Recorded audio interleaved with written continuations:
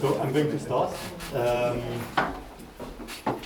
So this is pretty much a demonstration of the strange places that physics can lead us to if we stick to it for long enough.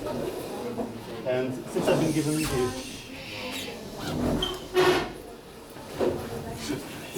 the opportunity to give two lectures, I decided that the first lecture would be really about ecology and basically what we should be doing or solving. And the second lecture is about what we can solve, so more the physicsy part of things.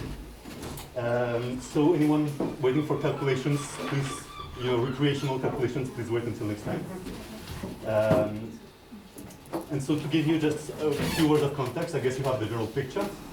But what I'm going to talk about is not things happening at the level of individual or populations. For this, I guess you've heard about it in other lectures. I'm not going to talk either about what happens at the very large scales where it's more earth science, so carbon cycling, these big things. I'm going to be somewhere in the middle, talking about communities, so networks of interacting species.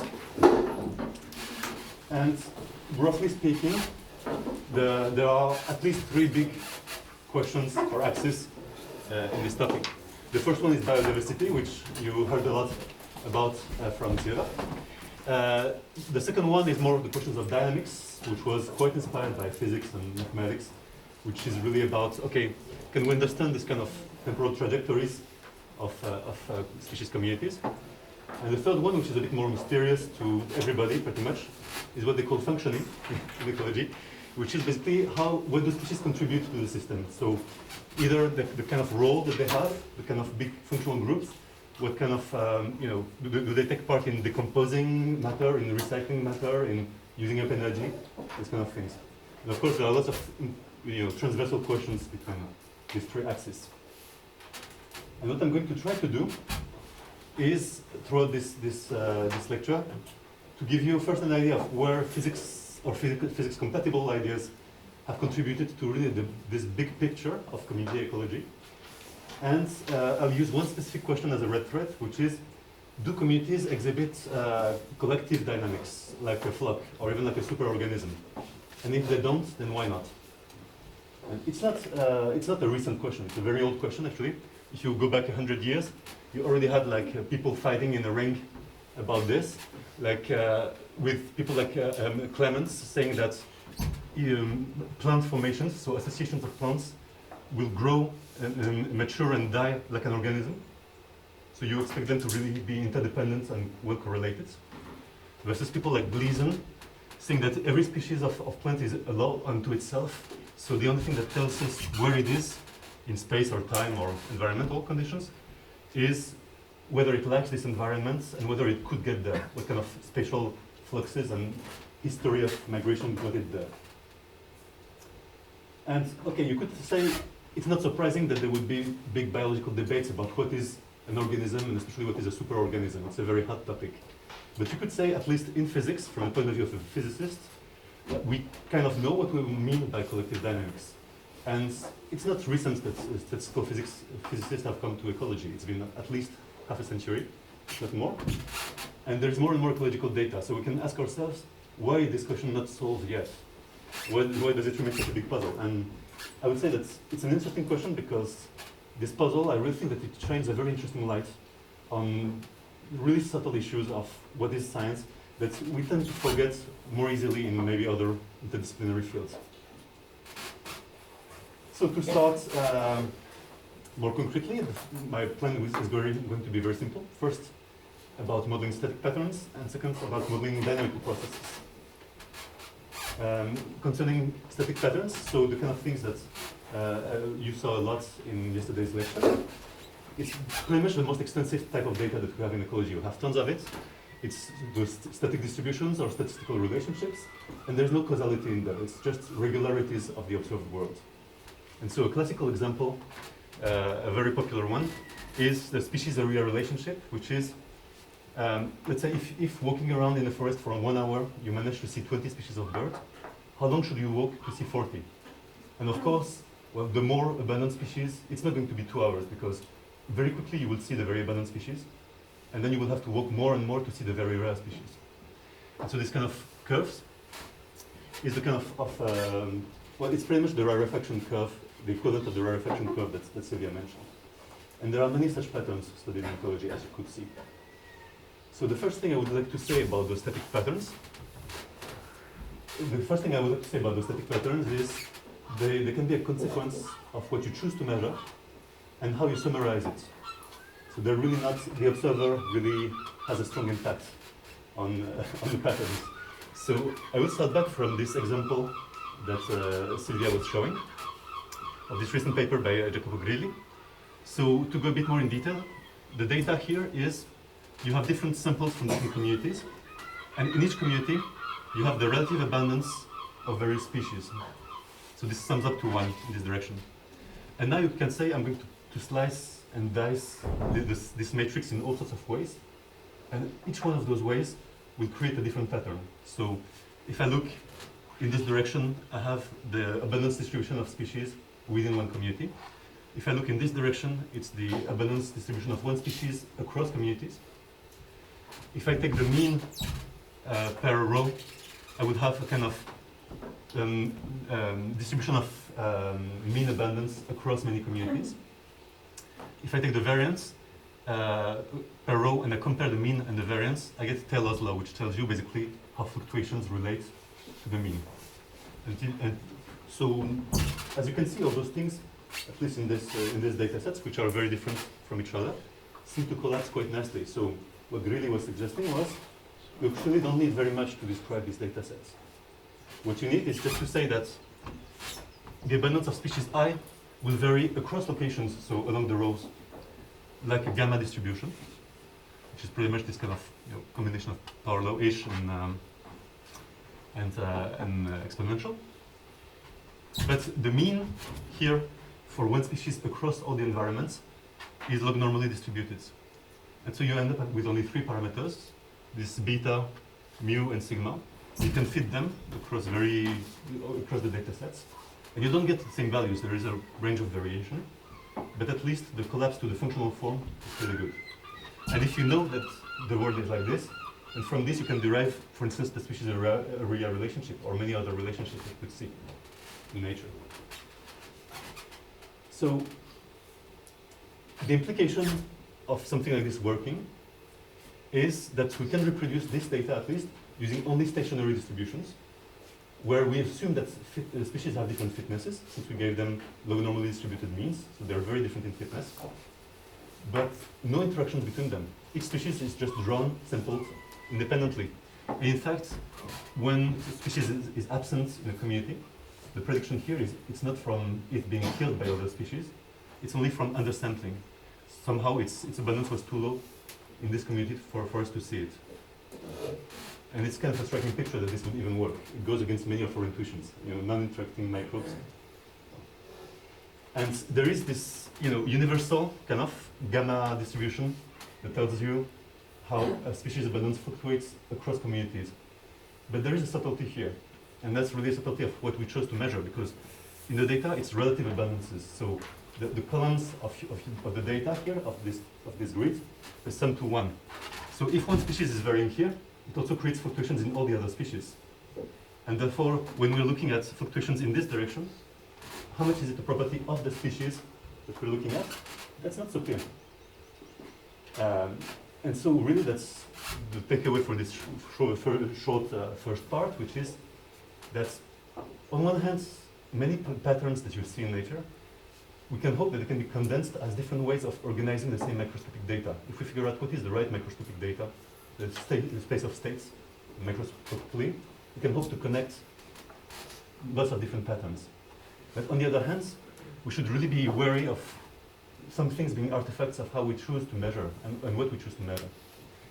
And for instance, depending on whether you look at, for various species and various communities, depending on whether you look at number of individuals, biomass per species, so the total mass of all the individuals put together, or total energy, defined as a kind of metabolic thingy, then you can get kind of, those things are more or less correlated, but not that well correlated across ecosystems. Which means that if you try to draw distributions or to look at relationships across ecosystems, you might get different results depending on whether you look at individuals or mass or energy. And this is really, we can talk about it later, but it's really because you don't have any kind of conservation law or symmetry that tells you what is the right unit which you should be measuring things. Yes, question. Louder, please. Sorry, the community that you are looking at, can you like suppose that we are independent, or you can think that there is maybe some Right. So here, resource philosophy, whatever. so in this model, they're completely independent. Each community is just a different sampling of the same distribution. In the real world, we know that actually they're not, right? And for many reasons. There is, so phylogeny is a possibility. That's, it could correlate communities. That's an important one. And the other one is environmental conditions can really create strong correlations across communities. And often you don't know. I'll go back to this actually.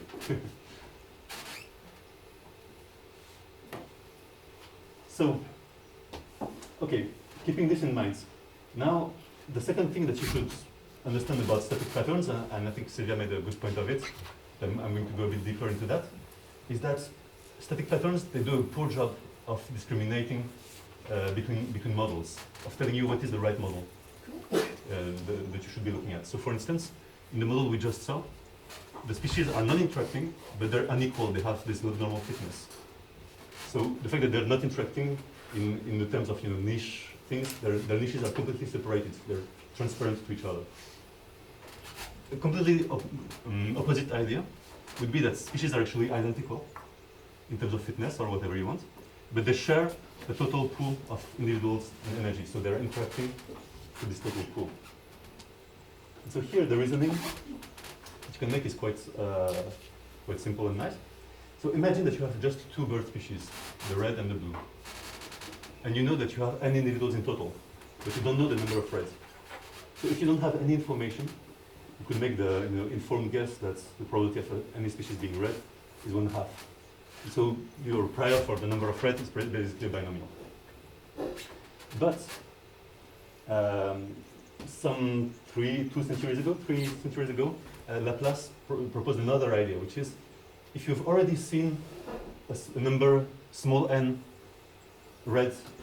of red birds, it's evidence that there are red birds. So the more red birds you see, the more evidence there should be that the next bird that you see will be a red bird also. And so here, the guess instead that you should be making, is something that starts from 1/2 when you have not seen anything, but then that becomes more and more biased in favor of red if you see more red than blue. And it's a simple exercise that I will leave you to do, to realize that this is actually boson statistics. This is indistinguishable particles. So it's assuming that there is a uniform probability of seeing 0 red birds, of having in total, 0 red birds, 1 red bird, up to n. So this uniform prior of n reds from 0 to n, this is something that is really actually deeply counterintuitive in some sense, because we're saying that states with a single red bird are as likely as states with 50 red birds, which doesn't work at all with the distinguishable particles, right? But of course you could say, this is a nice probabilistic argument. We could say maybe actually if this happens to be true, this is more biology than probabilities. It's just that, red birds reproduce, and so if there are lots of red birds already, there are going to be even more red birds in the future. And this kind of hesitancy, intermittency between probabilities and biology is the hallmark of a lot of those models. So this rich get richer thing is important because I'm going to show you here the same argument with space rather than species.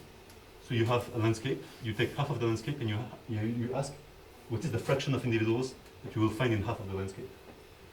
And if the particles were distinguishable, then as you add more and more individuals, this fraction should converge to 1/2. But if the particles are indistinguishable, this fraction should remain uniformly distributed between 0 and 1. And if you look at data here, so as a function of the number of individuals for a species, here is the fraction that you find in the right half of the landscape. And this is the prediction from random placement, so it converges to 1/2. And what you see is actually far more uniform. It's not, if you go to different, depending on the data sets, it may seem as if there is a bit of a contraction here, but it does look like the data is much more uneven in space, in species, in everything that you want, than pure distinguishable statistics would suggest. So more generally, here I just made it for one species in two places or two species. You can more generally make a kind of maximum entropy type of argument, which is if you only know some simple statistics of the data, such as the average species abundance. So here it would be just, with the two species it would be n over 2, right? You just know that there are n individuals and there are two species. From this you can compute the probability distribution of the abundance that maximizes the entropy given those statistics. I'll give you the recipe back in a bit, but I guess maybe you have seen that before. And it's actually, it was actually one of the first big successes or big claims in this kind of approaches, that you just need to know the total area of the landscape, the number of species, the individuals, and the energy, or why the energy. It's a bit mysterious, but let's keep it. And to assume indistinguishable statistics for individuals and for quanta of energy, somehow. And then you get a simple maximum entropy model that if you do various projections of it, if you just, for instance, project it in the right way, you will find certain species area relationship. If you project it in a different way, you will get a different relationship. And one of the big predictions of this was that people used to think that the species area relationship was a power law, in which case d log s over d log a should be a constant, more or less around here. But in fact, John Harter, who was a physicist initially, showed that by collecting lots of different studies that try to measure the slope, actually the measured slope collapsed on a decreasing curve. So it's not a power law. It's actually slower growing than the power law. And the slope here is just predicted by this theory. So it's a very nice collapse. You don't see many such collapses from first principles in ecology. But first principles is a bit subtle here. And the reason why it's a bit subtle is that depending on what statistics you choose, you'll get very many different probability distributions through this maximum entropy algorithm. So for instance, if I only choose average of x, let's say that, okay, I should have been clear here. With distinguishable statistics, if I only impose average of x, then I will get a Poisson distribution. If I impose average and average of x squared, sorry, the square should be in the average, I get a Gaussian. If I impose the geometric average of x, I get a power law. So clearly, I can actually get pretty much any distribution I want by just saying what I measure in the data is the geometric mean, or the arithmetic mean, or the variance. And the other problem is, if you start to put too many constraints from the data, then you really limit the space of distributions that is compatible with all your constraints. Let's say that you are measuring 10 different moments for each species in every location. Then your model is so constrained that you don't have many solutions, and there is no reason for those solutions to be concentrated around the maximum entropy solution. So in fact, while you can still write the maximum entropy solution, there is no reason for it to be good in any way, to be useful in any way. It might be, but there's no reason. So, okay, what's the meaning of this whole maximum entropy procedure, and how do we choose which constraints to put? And to really understand this, I'm going to switch to a slightly more biological model, which is called neutral theory, in which I've also created an immigration of physicists into ecology. So the simplest version of neutral theory is to say you have a fixed number of individuals n, distributed among species that are completely identical. And at each time step, an individual will die with a probability d, and any empty spots will become repopulated by an individual of any species I with a probability proportional to the fraction of the species in the system. Or it will become a new species, just to make sure that the number of total individuals is fixed. So if it's not repopulated by any of them, then with this probability, it just becomes a new species.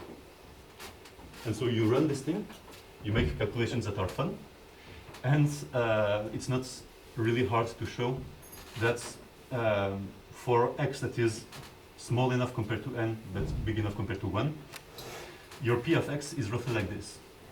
So this is really a 1 over x that is eventually killed exponentially. So it means that this is fat-tailed, but with an upper cutoff. And it turns out that this parameter here is simply the logarithm of this birth rate over this death rate. That's what it is. Okay, why not? And you can make all sorts of variations of this model, of course. Now, an interesting thing, and that's a fun technical point, is that many of those neutral models, and even other stochastic models, they will give you distributions from an exponential family. So it's distributions that you can generally write like this, where this function hx and this gx here are whatever they are, and they're just given by the mechanism that you choose. So here, basically, it was 1 over x and x. Z of a is, of course, the normalization. And this parameter a, and that's the funny thing.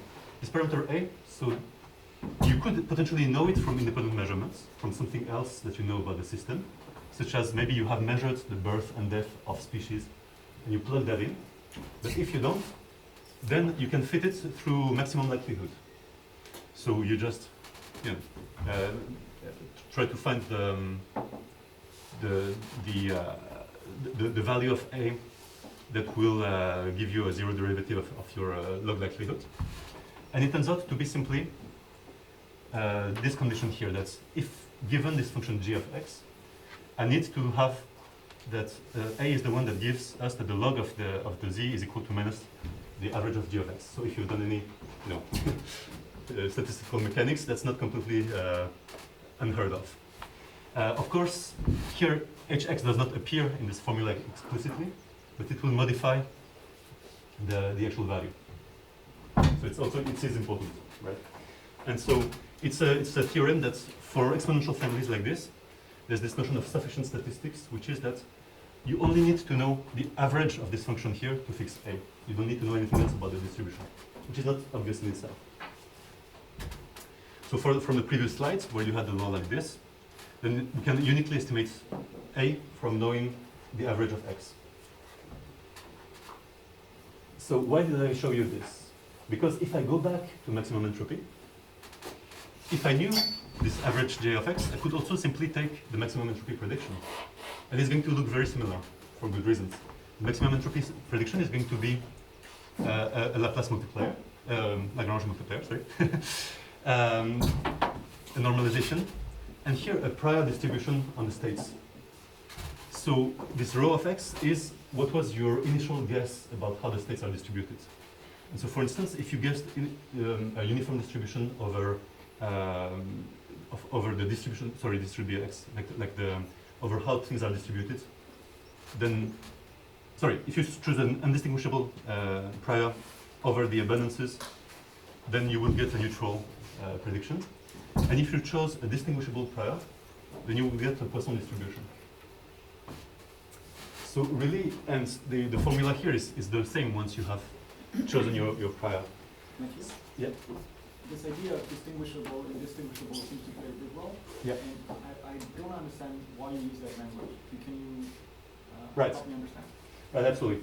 So the claim here is in the indistinguishable case, if you come back to the n red and n blue, right? What I call indistinguishable is that n red is uniform. But maybe you should write Bigger. Yeah, sorry. You're right. So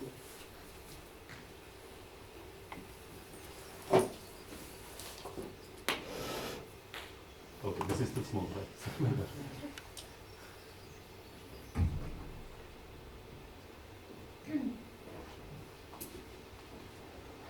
This is the indistinguishable prediction that the number of red birds is going to be uniform between 0 and n.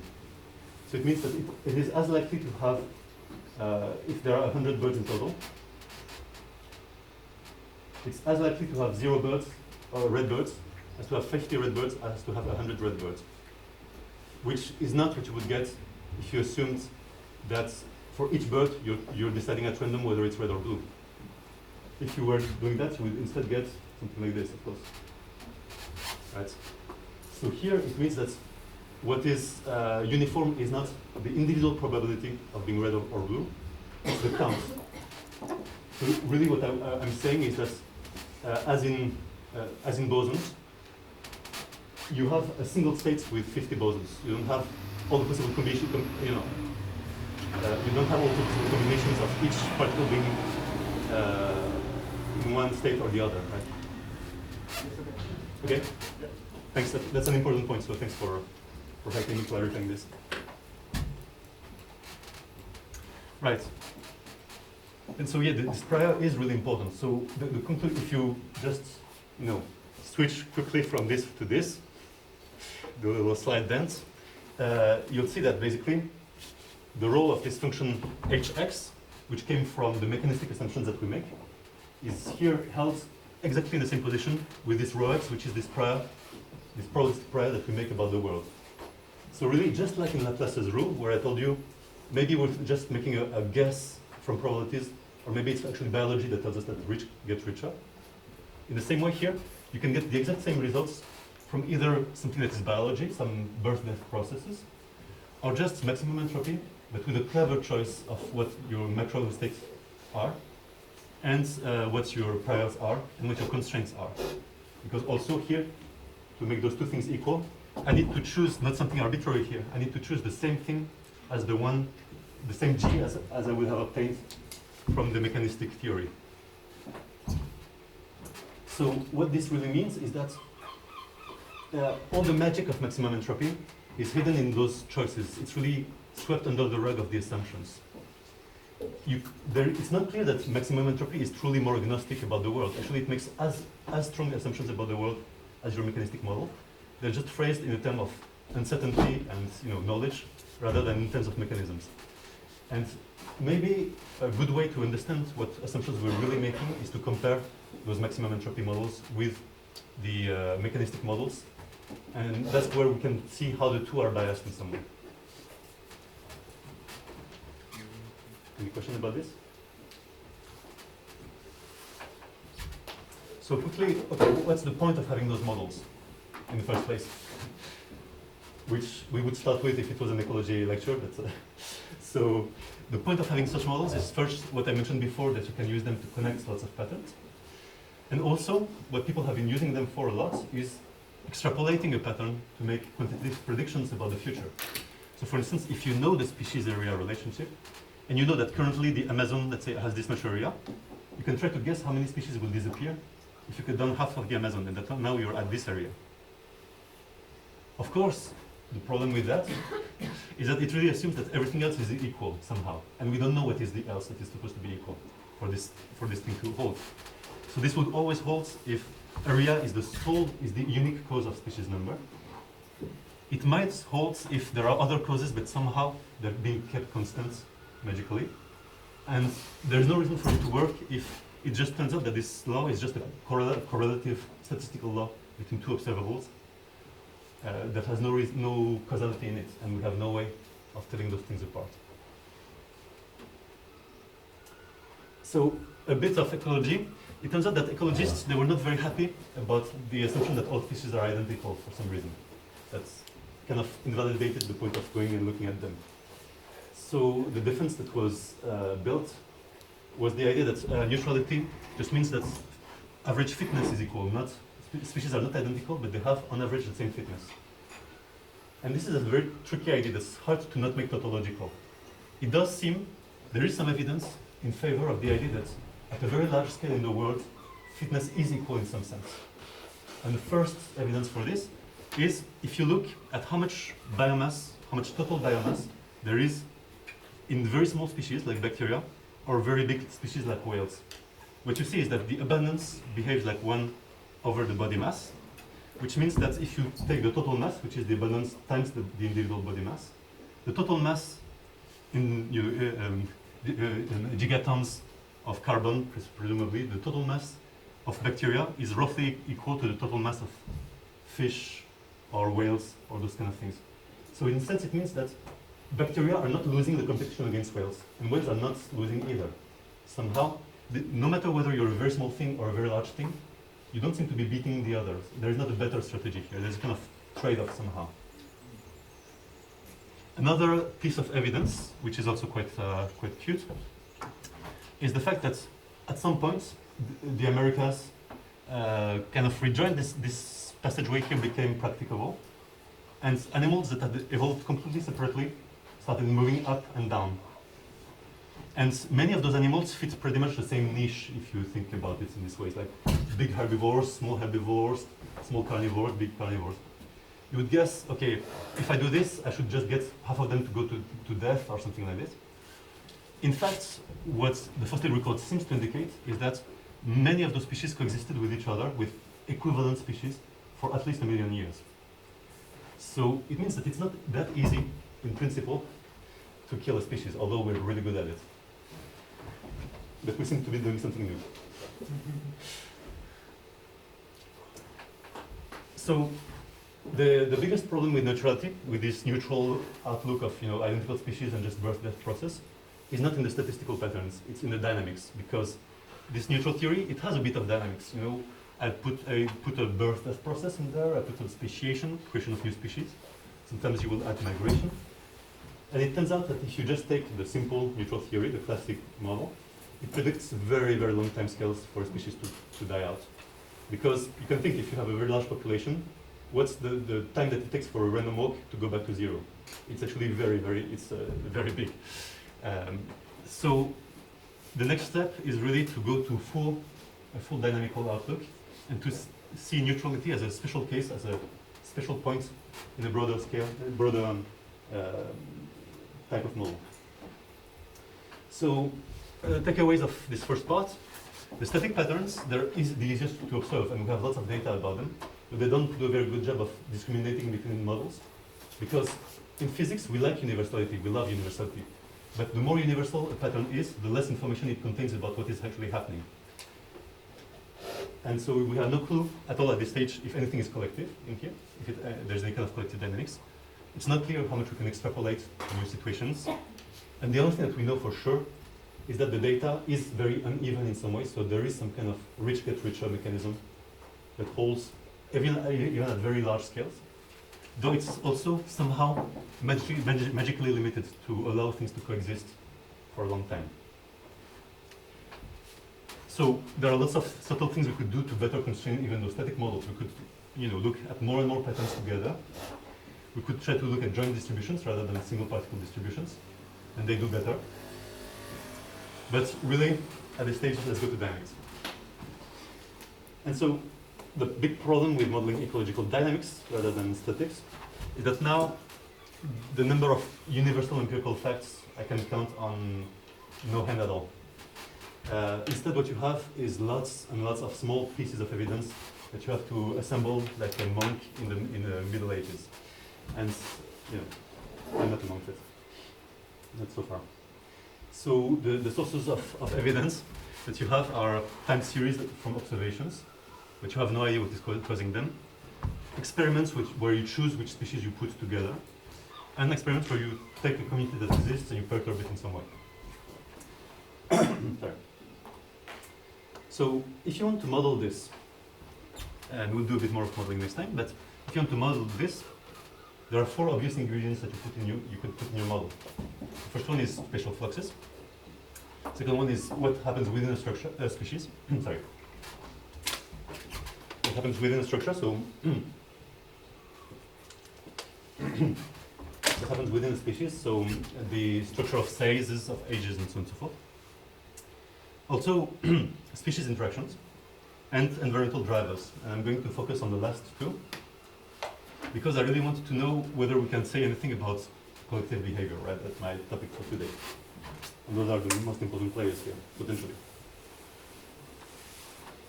So our basic situation is a bit annoying. Because if you read the population dynamics for this abundance here, it's going to have an endogenous part and an exogenous part.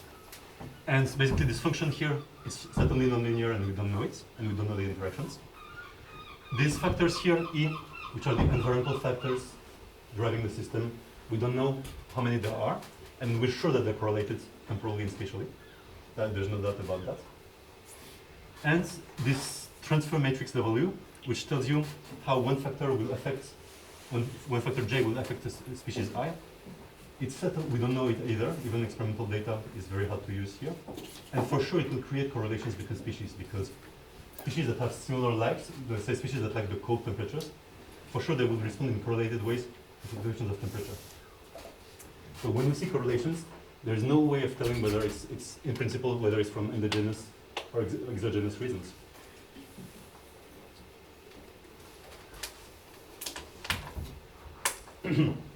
So I'll talk about two strategies to start teasing out collective behavior from this. The first one would be to try to estimate interactions and to show that they're strong enough to create collective behavior. The other one would be to try to estimate the perturbations, the relating factors, and show that somehow they're too weak to explain the amount of fluctuations that we see in data. And it turns out, for like surprisingly maybe for physicists, that the really hard part is to estimate what we would call the confining potential. That's the one species thing is maybe the hardest of all. So I'll start with interactions. So for very basic intuitions, we can just start from the logistic equation. So it's exponential growth as long as this is small. And this thing is called the net growth rate, which decreases until you reach equilibrium. Easy. And this thing A here is called, we can call it self-limitation, right? It's how much your own species will eventually bring you to a stop. Decrease your own growth rate if you want. So typically it can be competition with your conspecifics or your fights against them or these kind of things. If you take it to multiple species, then maybe the easiest way to do it, very trivial, very simple, is just to replace this by an effect of all the species. And this Aij is the interaction matrix, and typically it's not symmetrical, it has no reason to be. And so the models that I was showing you in part one, basically they assumed either independent species or a pure zero-sum game. So it means that either interactions between species were at zero, or they were exactly equal to self-limitation. So that everybody, that's this notion of identical species, right? You limit yourself as much as you limit the others. And so you're just playing a zero-sum game where if there's room for 4 people, then you will not get more people by putting more species together. Whereas if species were independent, you have 4 of them and 3 of them, then you would get 7 by putting them together. And in between, you will get a positive sum game. If you add more species, you will have more total individuals.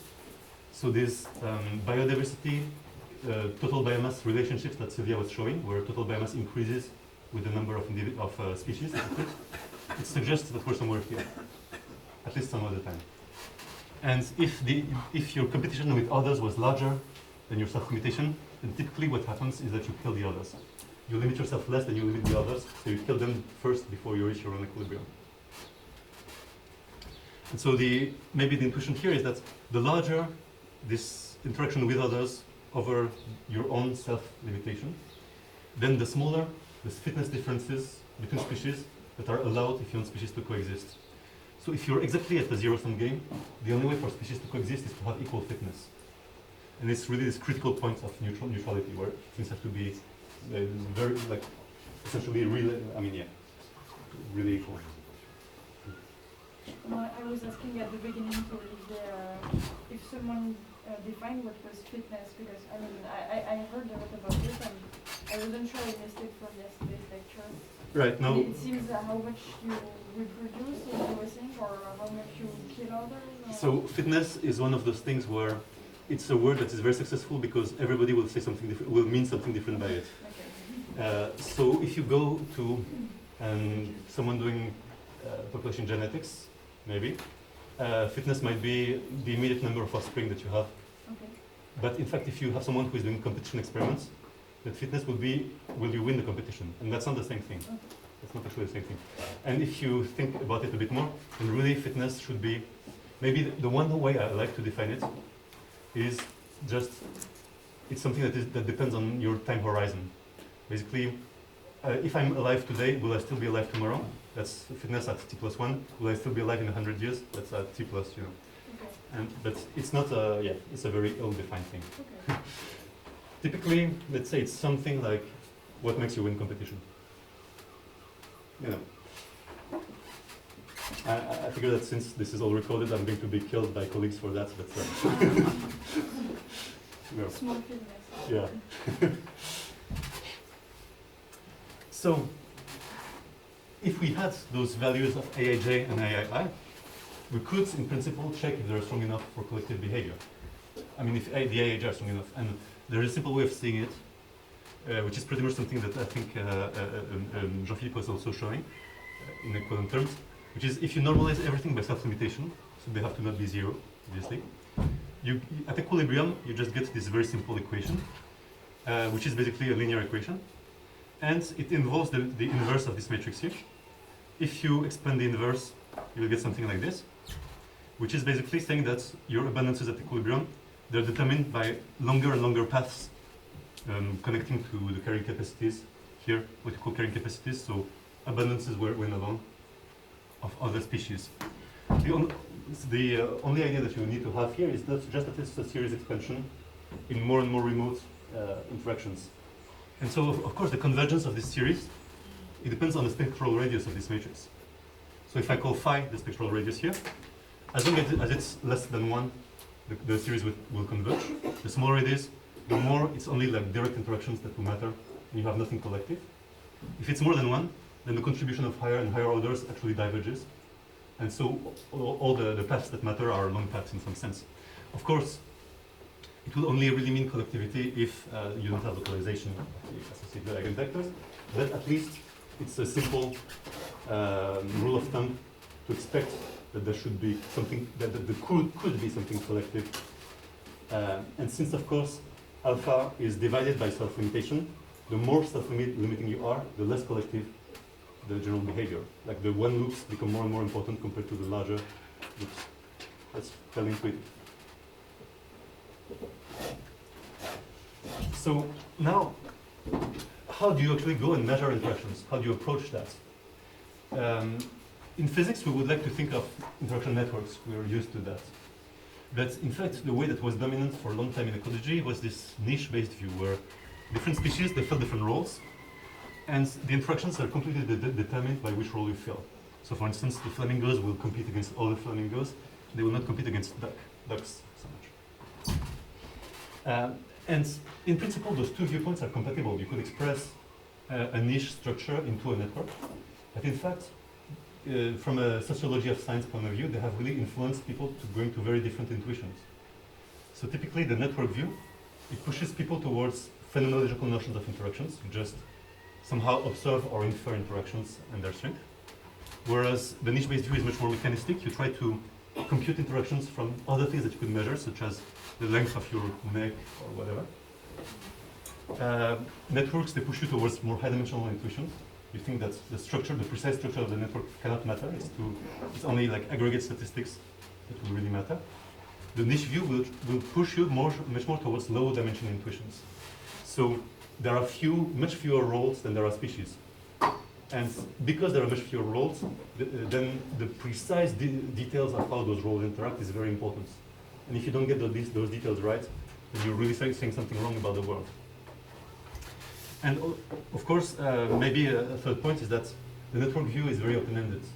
If a new species was to arrive in a network, it could connect to all others in a novel way, maybe. Whereas the niche view tends to be very close-ended. There is an already set list of the functions that you could do. Let's say that you're looking at bacteria and their metabolism. There will always be respiration. There will always be, a certain list of things. So the arena in which species compete here is much more fixed. It only changes through really big evolutionary innovations.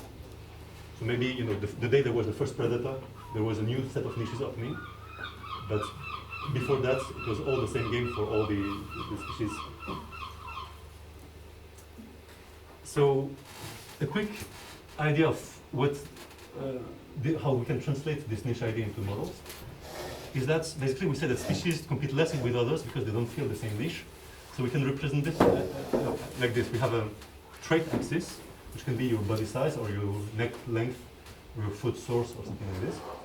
And each species is somewhere on this axis, and it will only compete with things that are close enough to it.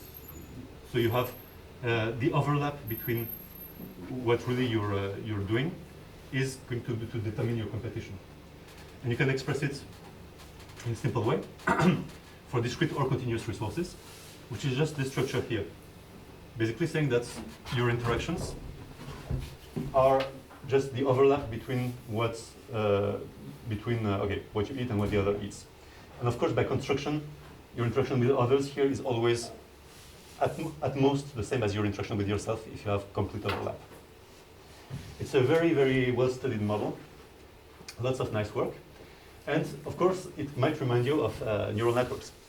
The only difference of the Hopfield model with the Hebbian structure. Of course, the big difference is that here we have the opposite sign. Things do not want to be together in a pattern. You have a kind of repulsive patterns in some sense. So this is how a theoretician would see the niche question.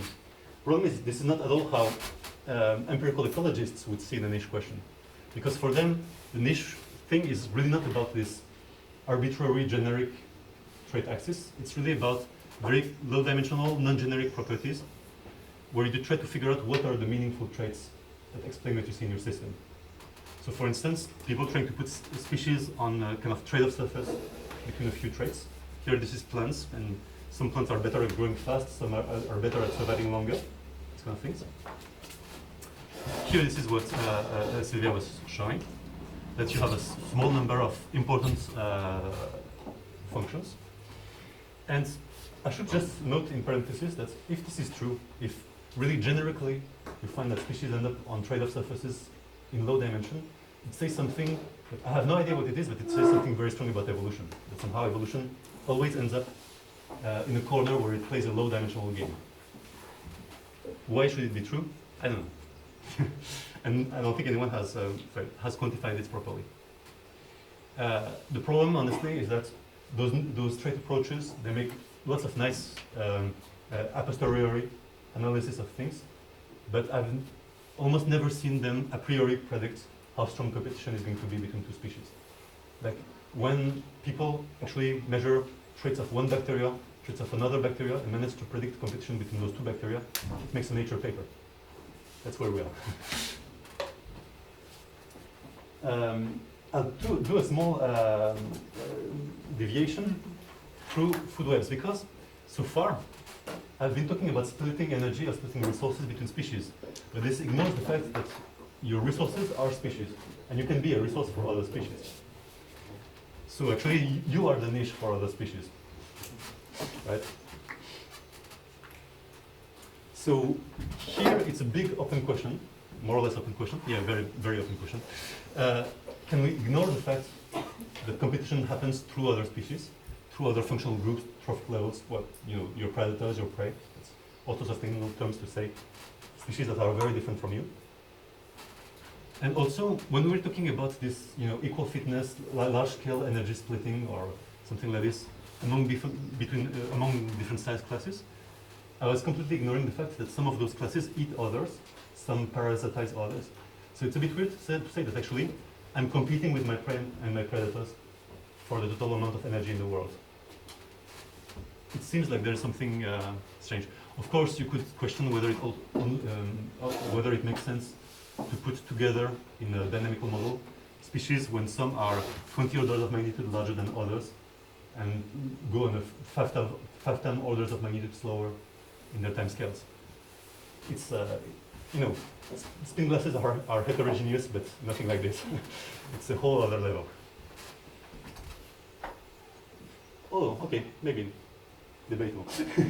Well, at least the atoms are more controlled. And speaking of control, okay, I'll take a detour through what it means for a species to control another. So here I'm going to ask for your participation. It's the one time, don't worry. I'll tell you, it's good to know that otters, besides being cute, they eat urchins, sea urchins. And it has been observed a long time ago that there are many otters in these islands and few otters in these islands. So my question to you is, where do you expect to see more urchins?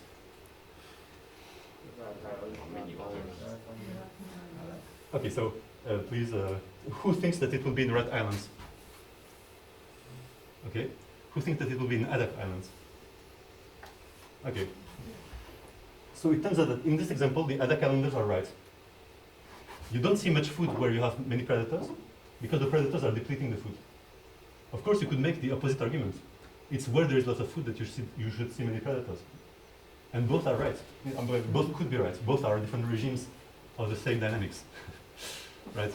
So if you go through the literature, you will see as many examples of people showing positive correlations between predator and prey in where they are, or even in time series, which is this bottom-up viewpoint that the prey influences the predator. As you have examples of top-down things that create negative correlations, that the more predator there is, the less prey there is.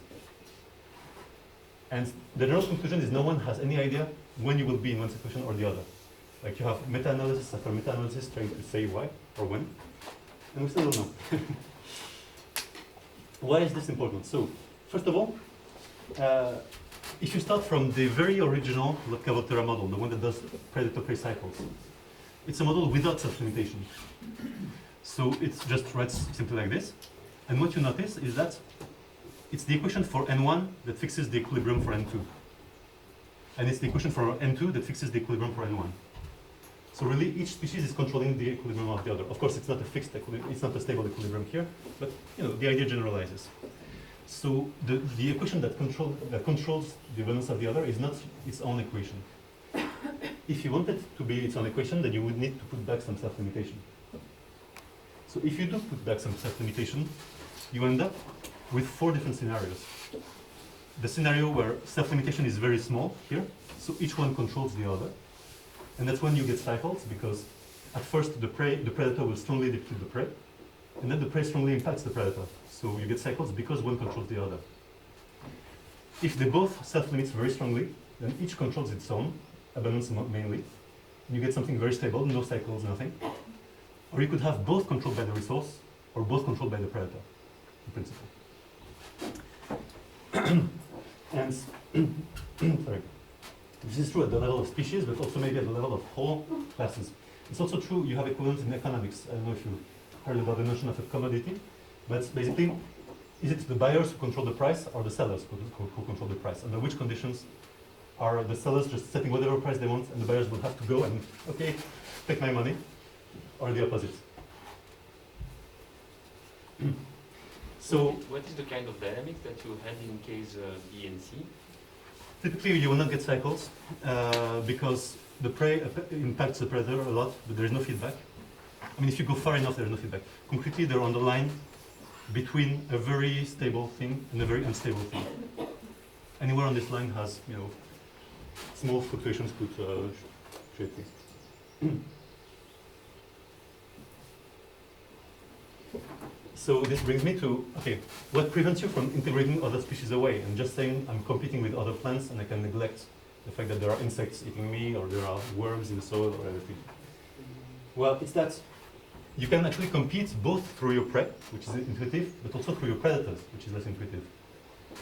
An urchin can compete with a different urchin by eating its resource, but it can also compete by actually sustaining predators that will kill the other urchin. And it's completely here, there's no reason why one should be stronger than the other. So even though this resource viewpoint is well anchored, predators might be as much of a controlling factor, as much of a niche defining factor as your resources. And the problem is that if one pathway is fast, let's say that you have fast dynamics on this plant here, so you could integrate it away, then it's very likely that the other pathway is going to be slow. Because if this is, under all likelihood, if your prey is faster than you, you're going to be faster than your predator, or the other way around. And both exist in the world. It's not necessary, but it's typically the case. Like for instance, in the ocean, phytoplankton is very, very fast. Most of the plankton that is born one day will die within the same day, will be consumed within the same day. Whereas the top consumers are like whales and they live forever. Whereas on land, it's a bit of the reverse. You have trees that live forever, then you have small insects eating them that are much smaller, right? So there's no easy way to say, I'm going to just integrate over everything except my urchins. And of course, you don't have a nice temporal separation where you could really keep the otters constant for long enough to ignore them. So So why not? That's what I don't understand. I mean, if the top one is really slow, why can't you? Well, okay. What is the meaning of your red and black? So right. So it's how the abundance of this controls the abundance of this, Okay. and how the abundance of this controls the abundance It's of not this. the time scale. It's not the time scale. Sorry. Yeah, that was not clear. No. So okay, maybe for very short times you could actually do that. Let's say between the reproductive time of an otter, there's not going to be more otters even if there are more urchins. So on that time scale, it's true that you could just keep the otters constant and integrate that away and have competition. But typically, the time scales are not separated enough for it to be really useful, because we look at time series that are yearly for everything. So we are on time scales where the otters also are reproducing, and you cannot separate. The only case in which you could separate is if self-limitation is strong enough, because then those feedbacks, they do exist, but they're not the strongest thing happening.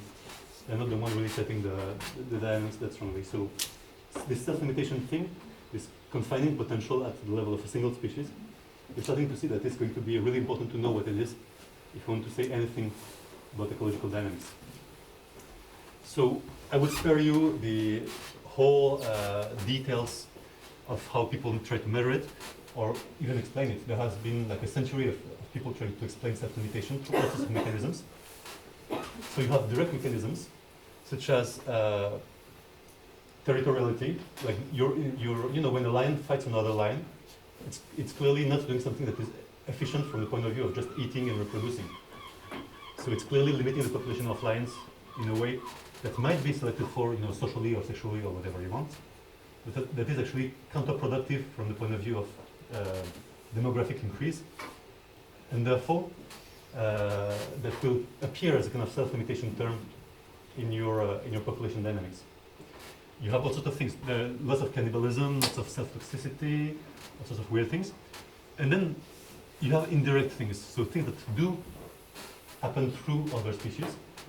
But for it to work for sure, it can work sometimes. For it to work for sure, you need the species to be specific. So for instance, let's say that, and that's a hypothesis that has held for a very long time in forests. That basically, each tree species has its own parasites that are specific to this tree. So if a tree is close to other trees of the same species, the parasites get transferred, and so you have much more mortality here than if you were close to trees of a different species. So this is a mechanism for which self-limitation could happen.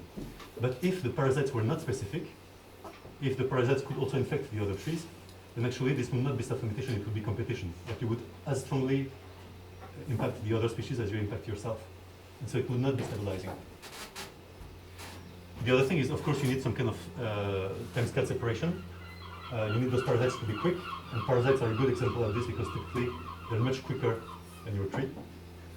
If they're not quick, what will happen is that when you integrate them out, then intuitively you get memory. So you get a delay equation, which is not stabilizing anymore. It can create spontaneously chaos oscillations, so it's definitely not stabilizing.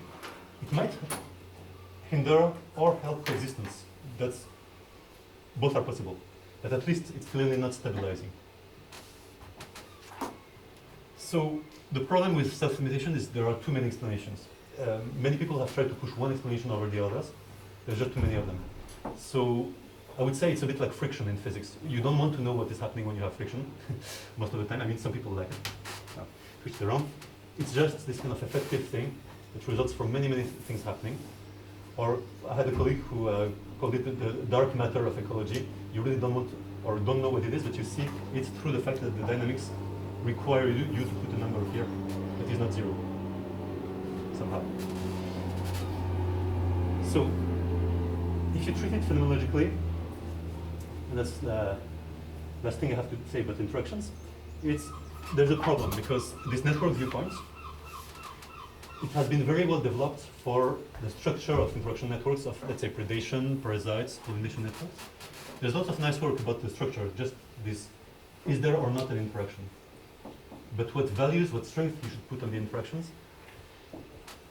that's a whole other kind of worms. I don't think anyone knows. And it's even worse for competition and self-limitation. Like, at least for predation, I can maybe try to put a number of how many fish I'm going to eat or something like this. How much am I limiting myself, and especially and also how much I'm limiting others, it's not obvious. And so what you will see in theoretical ecology is many people making kind of random guesses and generating random ecological conclusions for these numbers, and it's very, very unclear how you should proceed. Of course, so one thing that I would take away from that observation is that we probably cannot infer the detail of all the interaction strengths because there are just too many of them. But maybe it's not hopeless to infer the mean, the variance, like statistics of interactions. And that's what, for me, justifies having a statistical physics type of approach to random interactions that I will talk about more next time. Still, it's a work in progress. The reason why there might be a problem with this viewpoint is this. You know, you have seen from Sylvia's talk that the abundances, they're fat-tailed. They're not normal, they may be power law, at least you have some very, very big abundances in the system. If you just took this to be Gaussian independence, then the only reasonable outcome is that some species will kill everybody else. That some species will completely drive the dynamics.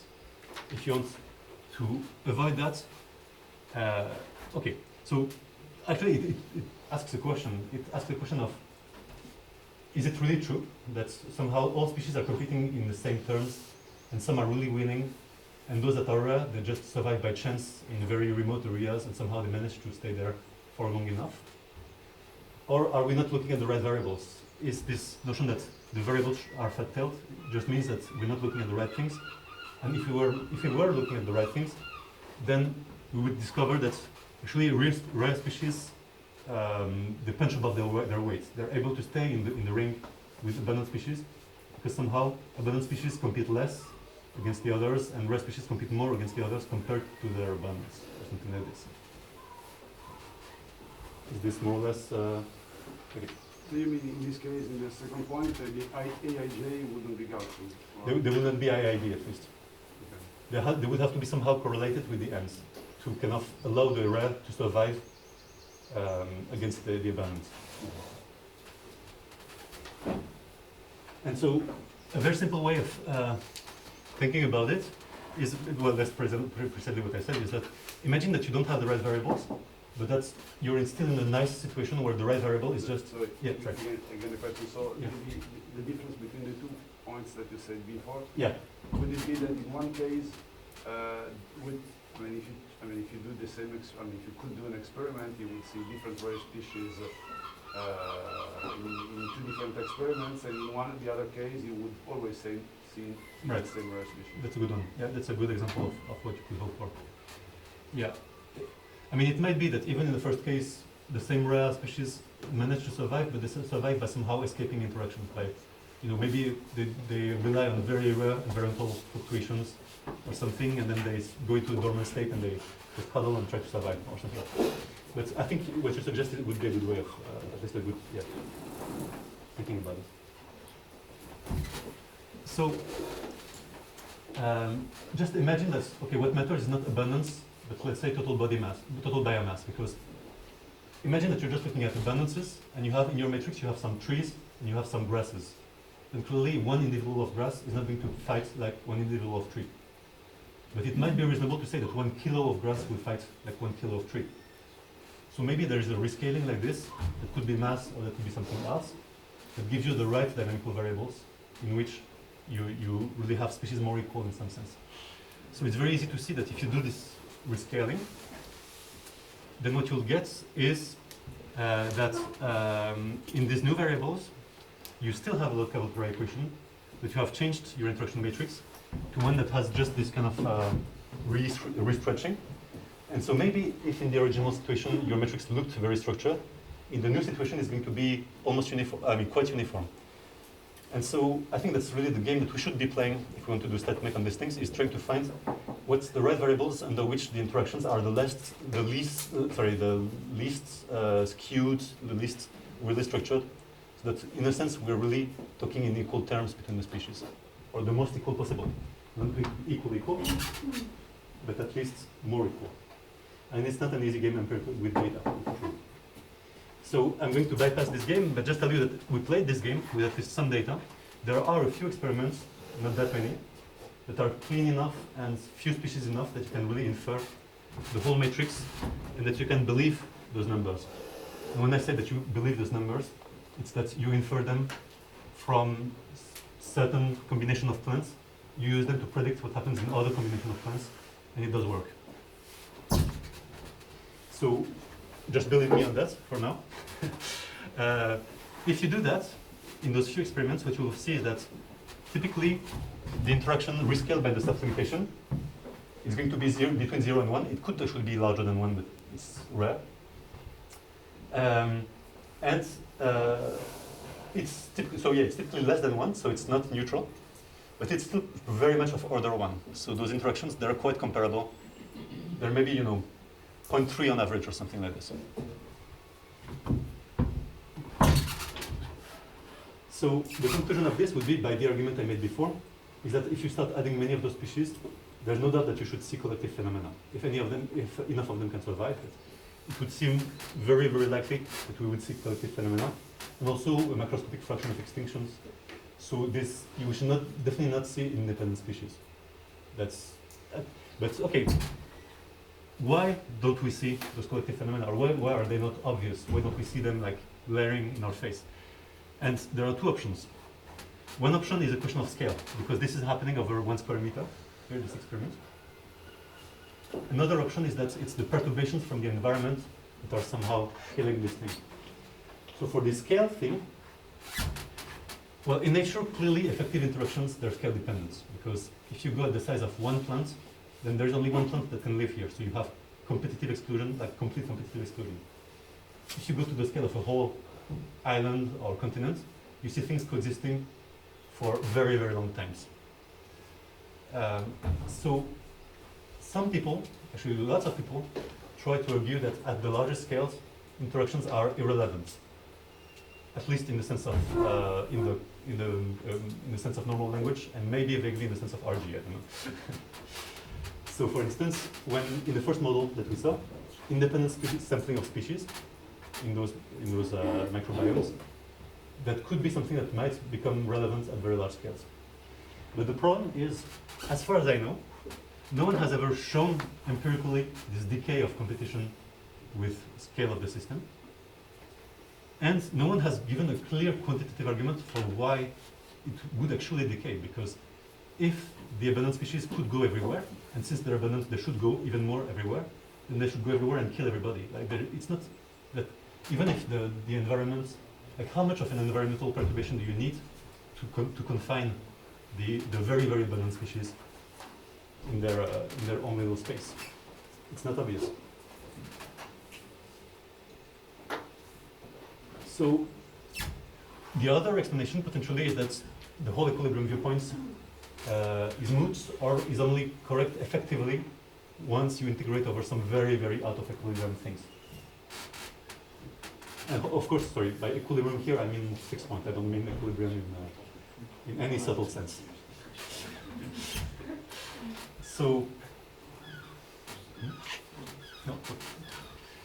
There are many reasons why you would think that you can have very non-equilibrium things in ecology, and one reason is that you have very strong driving from the environment. You have large cycles.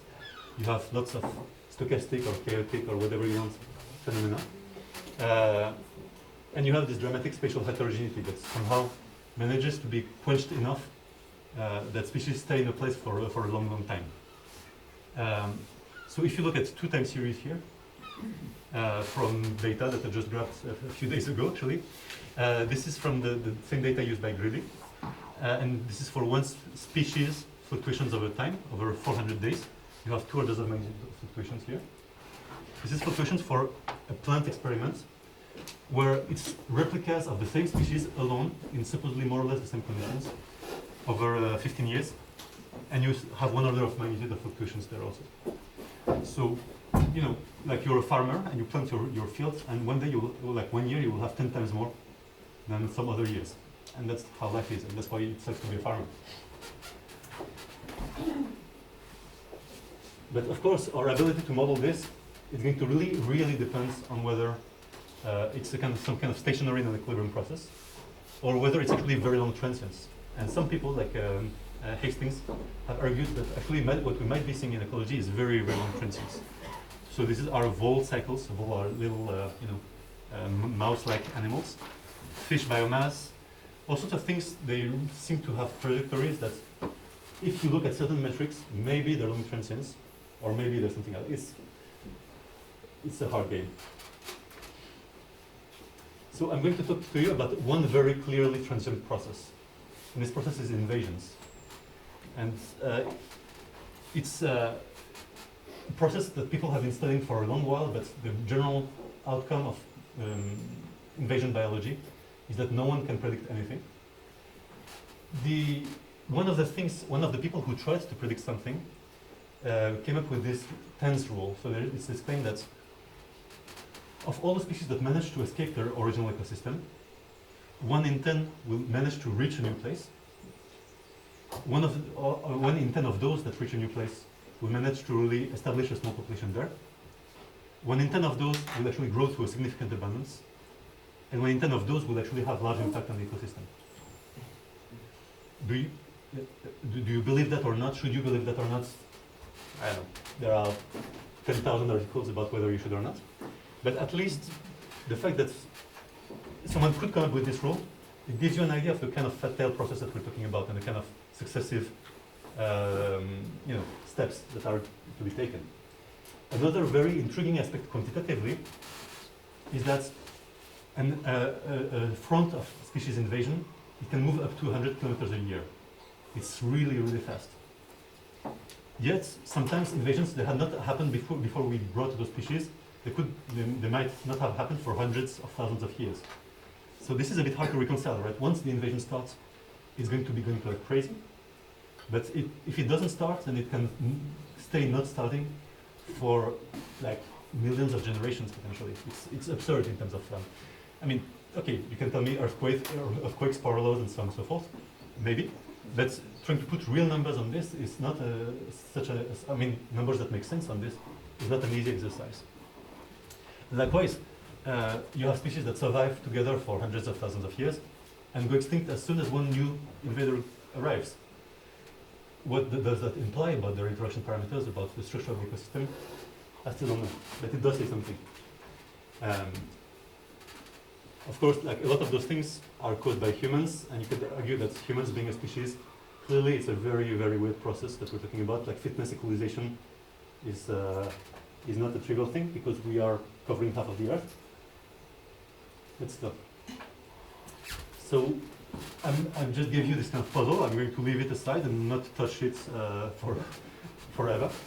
But I'll go to a much easier to model situation, which is just if you look at lots of different data sets, the good ones, you can have data over 15 years, 30 years, something like this. And then it looks like, if you look at, let's say, the effective growth rates of the species, you do get this kind of nice, power law-ish fat tail distributions that we all like. And the question is, maybe, can we get something reasonably similar from Lotkavatera with noise? So, Lotkavatera with noise. The answer is, it really depends on what you put in the noise. And that ties back to something I said at the start. So if all the noise comes from demographic processes, so from birth-death processes, then this noise should scale like square root of n, for reasons that I think are quite intuitive. If you do that, then you have very slow species turnover, as I mentioned before. But if the noise comes from fluctuations in the growth rates that are due to the environment, then you can see easily that if you make this fluctuate, it means that, and actually you take the fluctuating part out and you put it here, it means that there is this n in front of the noise. So the noise is actually going to be proportional to n. Right? And so these kind of things give you a much more realistic turnover rate. So here the connection to part 1 is that actually it turns out that under a very large demographic, so square root of n noise, even if you start from a non-neutral Lotkavatera, you actually go to a neutral-like abundance distribution if noise is large enough. So you kind of have a continuity between those models. You can hope to try to locate yourself in where you are. So, sorry, what is plotted here? Sorry, so this is here the heterogeneity of interactions, so how non-neutral you are. Here everybody is the same. Here everybody is different. This is the amount of noise. And the blue is the Kullback-Leibler distance between your abundance distribution from neutral and from local Volterra.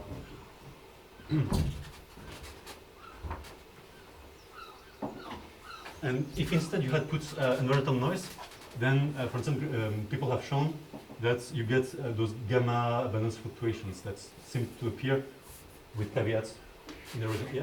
Yeah, can you again explain the reason of the n variant, of the n squared variant? Right.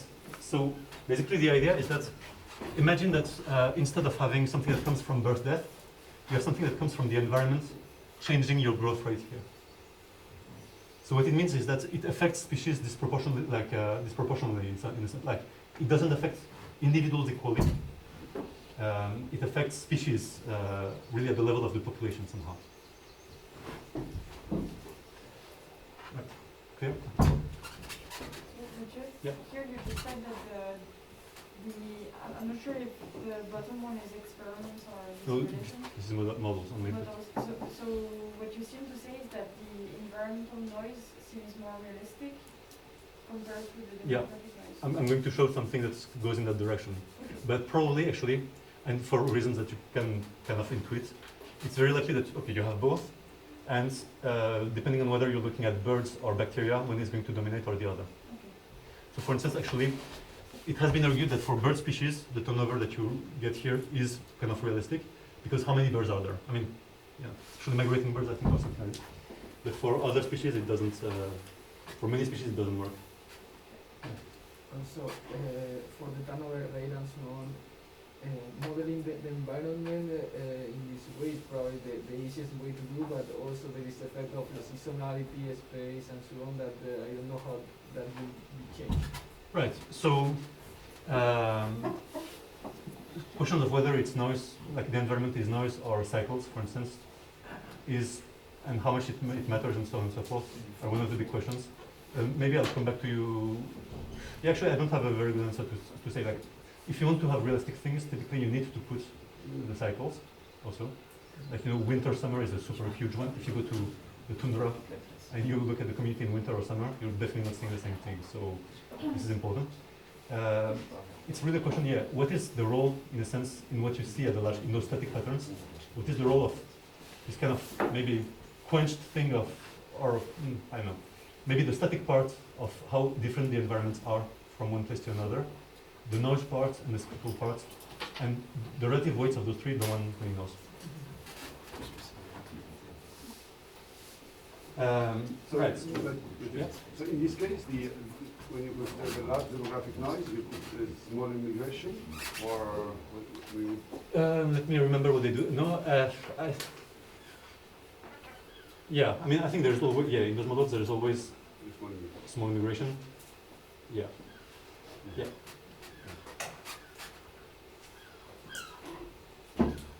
So, okay, the question of how can we actually say what is realistic among these types of noise? Well, actually, people have developed all sorts of tools in finance, in lots of fields, to try to characterize the noise. There's a nice book by Jean-Philippe at the back of the room, contains some of that. One thing that you can measure is, if you assume that the noise is going to be more demographic, then this would be a good thing to look at. If you assume that the noise is going to be more environmental, then this should be a good thing to look at. Right? And it makes intuitive sense. So actually, in models here, you see that if you take, the question is how does it change with the delta, with the delay? How does this variance change with the delay? Here you can see that if you go from, let's say, 0 years to 1 to 10 years, and you change the population size, if you are under demographic noise, this one will be linear, whereas that one would be non-linear. Sorry, would be proportional, I mean, whereas this one would not be proportional. Like this one, basically, what I mean is the slope here will be population independent, whereas this one will not. Whereas if it's environmental noise, then this one will have a slope that is population independent, and this one will not. So by looking at the slope of this, depending on the size of the population, and if you look at this in real data, you can try to say, okay, is it more like demographic or more like environmental? And just from matching those lines, it does look like, at least in this 3 data set, for instance, it looks much more like environmental noise than like demographic noise. Whereas in the bird data set, it's a bit more like you could maybe argue. The problem is that, okay, this is what you can do if you have very long data sets. Basically, once you go into ecology, you will see everybody use those 2 data sets and a few more, because those are a few places in which you have enough data to do those kind of things over sufficiently long times and many species. Most of the data sets that you get, they're short time series, you have few species together, and it gets much harder. But something that's actually worse in practical terms, or worse or better, I don't know, is that the fluctuations that would be induced by species interactions in a certain regime, in a chaotic regime, they should look a lot like environmental noise. And the reason why is kind of intuitive, is that if I go back here, I was saying that environmental noise is this thing here fluctuating, but fluctuations created by interactions, they would be this thing here fluctuating, right? So, okay, this is hand wavy, but we can make it less hand wavy. So, when we see something like this, is it a good sign that weather is driving everything? Is it a good sign that interactions are driving everything? I still don't know. So in summary, like really trying to bring all of this together, honestly, if I'm being honest with you, and I'm a bit sad, I still think we don't have the idea of what is the right combination of things to measure, to have any idea where we fall in this map between deterministic and noise-driven, and between self-control and out-of-control. And you can try to put different theories in different places on this map, and try to somehow figure out, okay, which of those terms is actually really controlling the dynamics. And it's a work in progress. If anyone wants to help, it's very welcome. So back to square one. Why couldn't we recognize collective phenomena? And the reason is that in those systems, it's really, really hard, surprisingly hard to distinguish between dynamics that are really high-dimensional, so driven, like emergent from local interactions, like a bird flock. Things that are really low-dimensional, so like everybody interacts with the king of birds, and the king of birds decides what happens, or everybody votes in the parliament of birds, and there is this kind of public good macro variable that impacts everybody. For instance, like the level of a big resource, or something like this. Or things that are really driven because we have a very structured environment, and very correlated environment, typically. So, my conclusions for today. First of all, I really think that the limiting factors in ecological theory are conceptual and not technical. So what I mean by this is that there's lots of theoretical developments that can be made, but as long as we don't know what we want to apply them to, we will often encounter problems where basically just grabbing a pattern from the literature and trying to match it is not a good strategy. The first thing is that you have massive puzzles that are often quite hidden, because they're hidden in the discordance between different theories, in the discordance between different literatures. Like this, bottom-up control versus top-down, like resource control versus predator control. Those are completely two different literatures. Some people who look at wolves will think about predator control. Some people who look at fish will think about resource control. And they almost never talk. So it's, I'm caricaturing, but that's the type of problems that you have.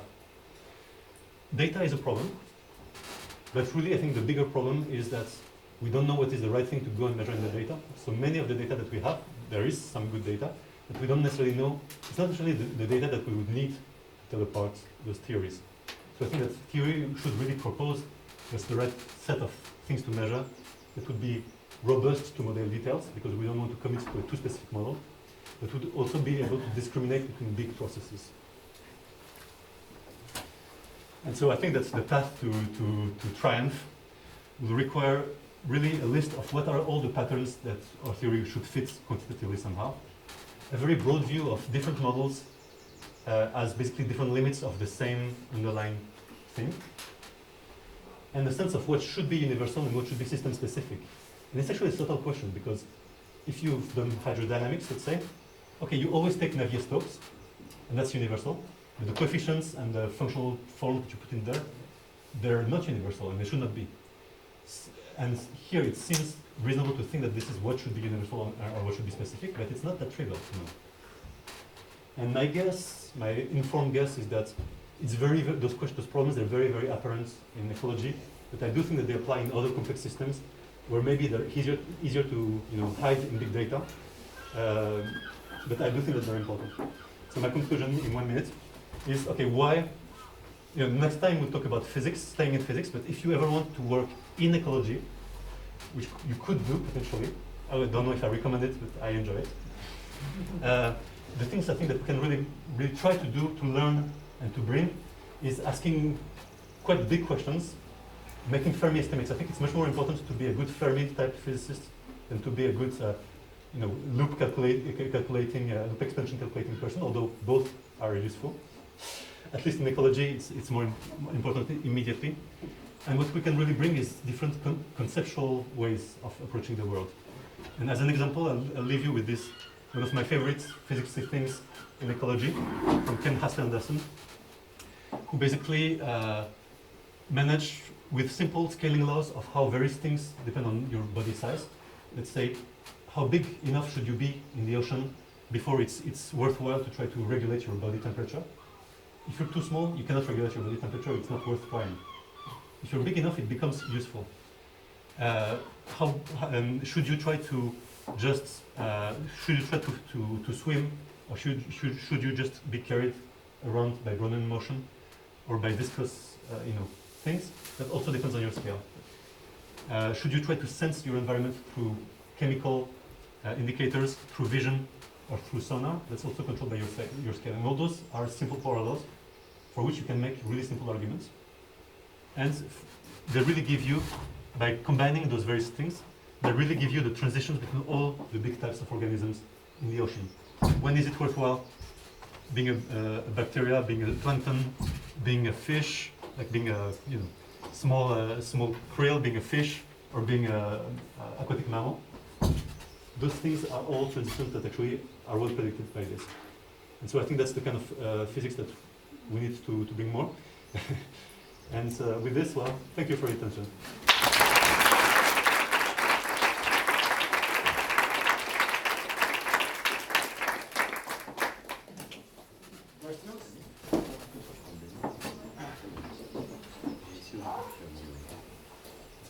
Yes. So this plot here suggests that there are in fact niches, but physical niches.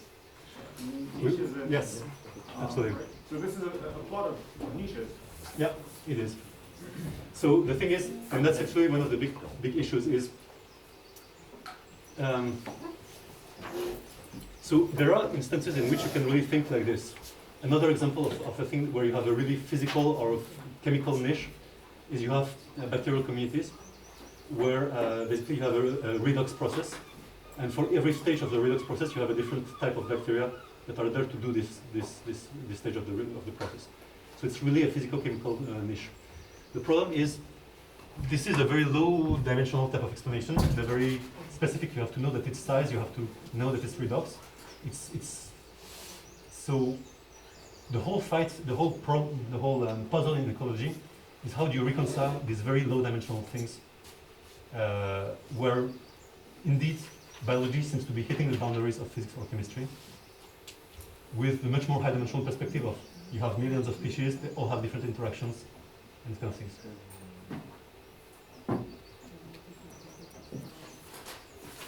Other questions?